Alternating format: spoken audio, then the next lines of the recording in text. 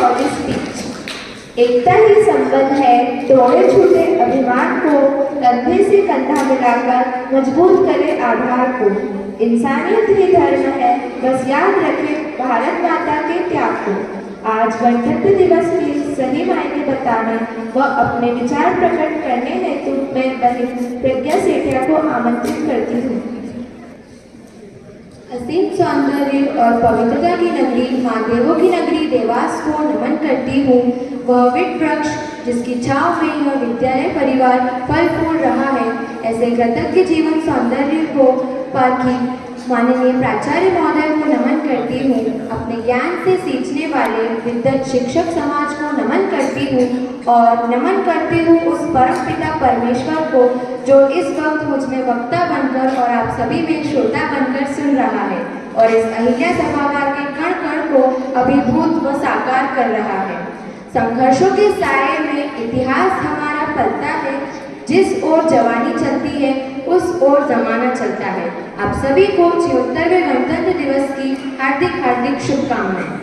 26 जनवरी भारत के इतिहास के सबसे महत्वपूर्ण तारीखों में से एक है। यह वह दिन है जब 1950 में हमारा संविधान लागू हुआ और भारत एक संप्रभु, समाजवादी, धर्मनिरपेक्ष और लोकतांत्रिक गणराज्य बना। यह संविधान आज भी भारत की आत्मा है और हमेशा रहेगा, क्योंकि 15 अगस्त 1947 को मिली आज़ादी के बाद भी हमारे पास एक ऐसा संविधान नहीं था जो देश को एकजुट कर रख सके। तब संविधान सभा बनी जिसने भारत का संविधान बनाया। यह केवल तारीख नहीं, देश की आत्मनिर्भरता, स्वतंत्रता और लोकतंत्र के प्रति हमारी प्रतिबद्धता का प्रतीक है। भारत का संविधान दुनिया का सबसे बड़ा लिखित संविधान है। इसने देश के हर नागरिक को समानता, स्वतंत्रता और न्याय का अधिकार दिया है। हमारा देश अपनी विविधता के लिए जाना जाता है। यहाँ सैकड़ों भाषाएं और बोलियां बोली जाती है। कुछ 100 किलोमीटर पर संस्कृतियाँ, परंपराएं बदल जाती है, पर संविधान वही है जो हमें जाति, धर्म, लिंग या भाषा के आधार पर किसी के साथ भेदभाव न करने की सीख देता है। युवाओं के लिए गणतंत्र दिवस के मायने ध्वजारोहण करना, स्कूल कॉलेज के समारोह, छुट्टी का दिन या टीवी पर FM पर देशभक्ति के गाने सुनना या फिर कुछ सरकारी कार्यक्रमों में शिरकत करना ही नहीं है। आज़ादी के मामले में इस पीढ़ी की राय थोड़ी अलग भले ही है, लेकिन गणतंत्र दिवस का जोश वैसा ही है। पूर्ण आत्मविश्वास के साथ यह पीढ़ी आज़ाद भारत का वारिस होने का दम रखती है और भ्रष्टाचार, अपराध को मिटाना चाहती है। यह व्यक्तिगत आज़ादी के लिए संघर्ष और मर मिटने तक को तैयार है। आज्ञो मन के धनी, तुम खिड़कियां शीशे न तोड़ो, दुश्मनों के दांत तोड़ो, गर्दनें उनकी मरोड़ो।